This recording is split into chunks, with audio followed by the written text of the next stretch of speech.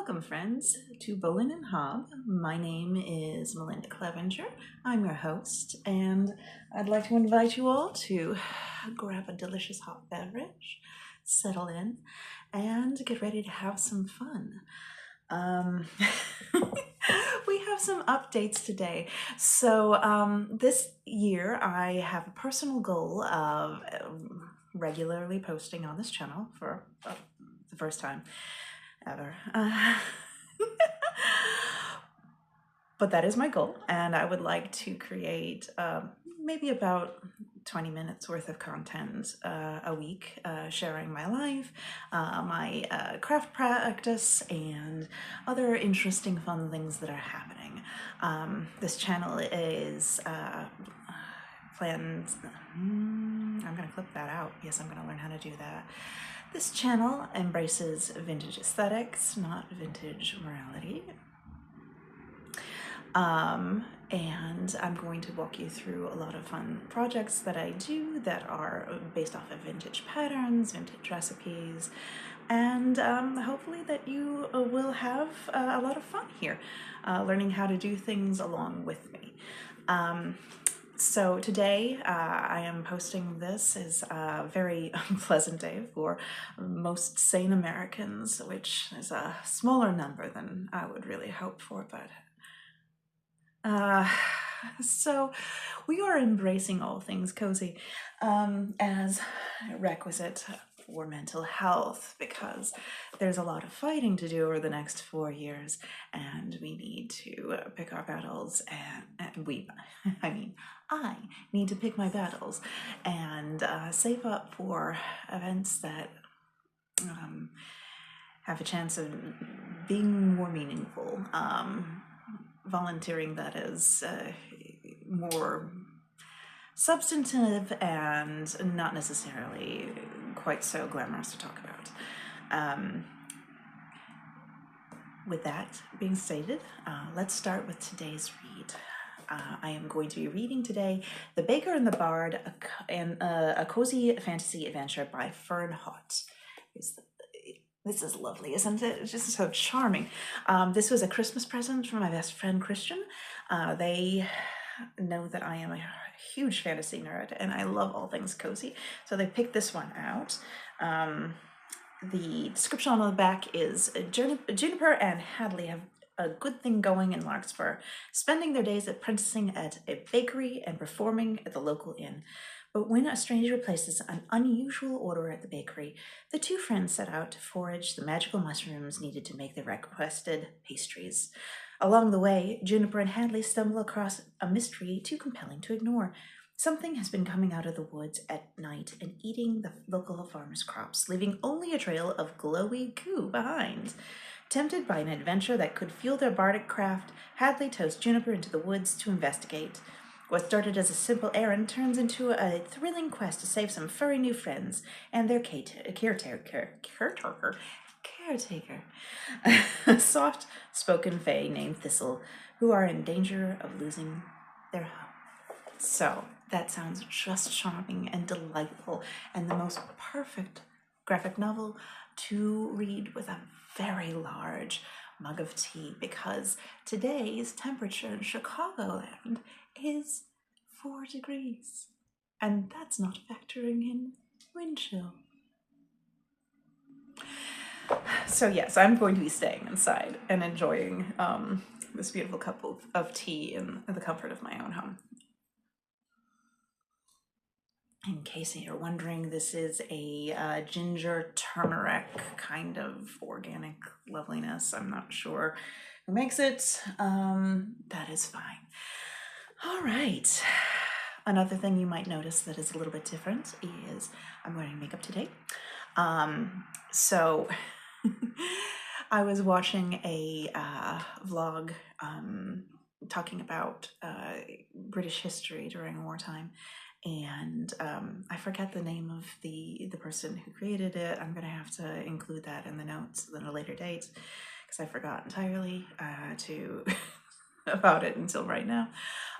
It was really, really fun learning about rationing and self-care during for women during the 1940s in Britain, and I learned something very fascinating that kind of inspired me. The aesthetic at the time was very much a very vibrant red lip.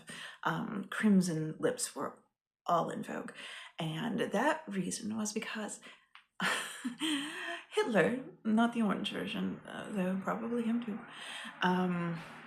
thought it unbecoming of good, clean German women to wear a face full of makeup, especially a crimson lip. So that is actually why American Lady GIs wore a crimson lip as a part of their uniform. It was required for them to do. It's a level of pettiness and spite that I really aspire to in my own life. Like, it makes me feel vaguely patriotic, and because we are walking into an era in America which is just disgraceful and embarrassing to contemplate, I'm just giving a little spiteful throwback for the present time. A nice crimson lip saying what I think of this nation's return to family values and feminine purity. I also have another spiteful, petty goal of being so vastly better at makeup by the end of this 4 years that I make my least favorite person in my provincial hometown like crack a tooth with envy. Is she worth it? No. She's not worth it, but am I going to do it anyway for fun because I enjoy watching her fume when I walk into a room?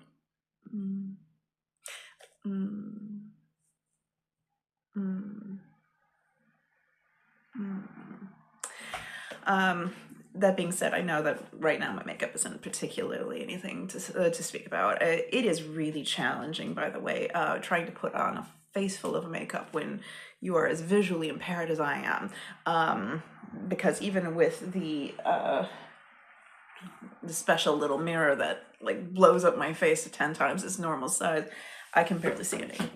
It is not a good situation. So yes, that is point of business too. Spiked makeup is the way of the future for me for the next 4 years.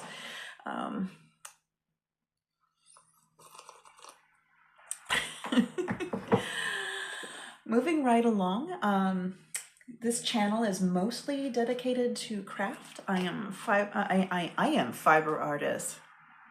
I am a fiber artist. I spin my own wool yarn, and I make things out of it that I find delightful and aesthetic and charming. I have been lately spinning and plying this lovely Jacob's wool. The project is about halfway done with the spinning and plying portion. After I finish spinning and plying that project, I will be running some experiments with dyeing my own wool naturally using foodstuffs and such. I'm excited to bring you along with me, and I'll be posting plenty of pictures over in my Blue Sky account. You might follow me on other social media platforms such as Instagram or Facebook even. Those are going to be no more. Zuckerberg has made his political opinions quite clear, and I believe that he should be punished for this, so I won't be posting over there. I'm going to be emptying them out and leaving a shell for the time being, because I have several social groups that I communicate with. They are really important to me, and I value their presence. And as much as I would like to just be done with it, please, for the love, they're unwilling to move at this point in time, and I have to respect that. That is their choice. I just won't be helping Mark Zuckerberg's business thrive through posting my own content. He's exploited me and people like me long enough, and I'm rather tired of it. So no more to that. You can follow me over on Blue Sky, Fayry, FAEWRY.bluesky.social. And I'll be posting all sorts of lovely pictures of the dyeing experiments and so forth.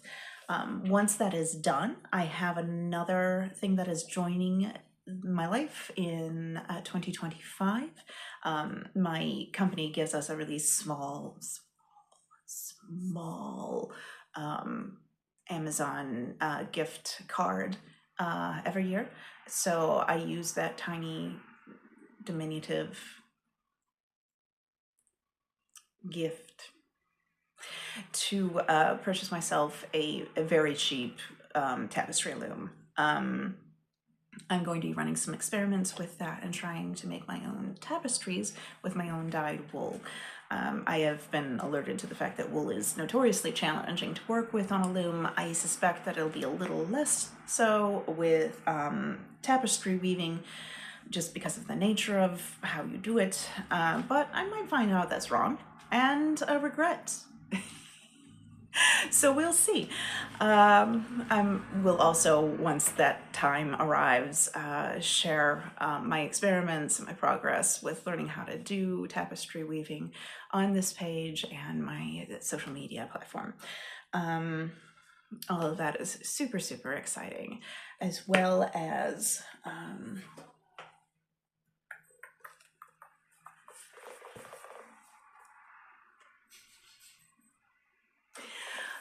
I got this for myself recently. It's so exciting. So I'm a huge nerd for all things fiber, and this is the Bible for fiber nerds. It's provided so many details on all kinds of different wool and other fibers, how they handle, how they take dye, staple length, micron,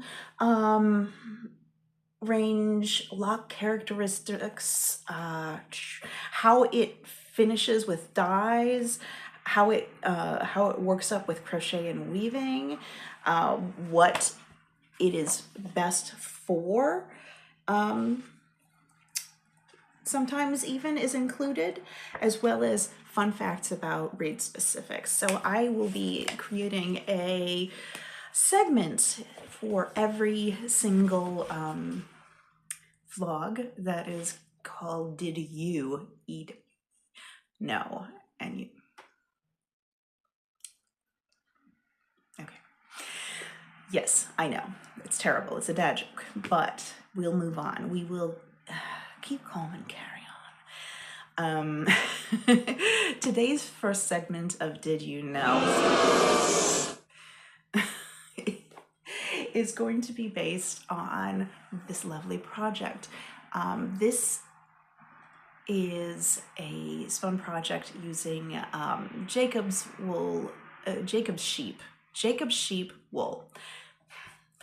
And I learned something really quickly while I was looking through the breed profile in Fleece and Fiber Sourcebook, is that the Jacob's sheep actually suffers from Tay-Sachs disease, or at least a highly analogous version of Tay-Sachs for sheep. I'm not sure if a veterinarian would be like, it is and it isn't.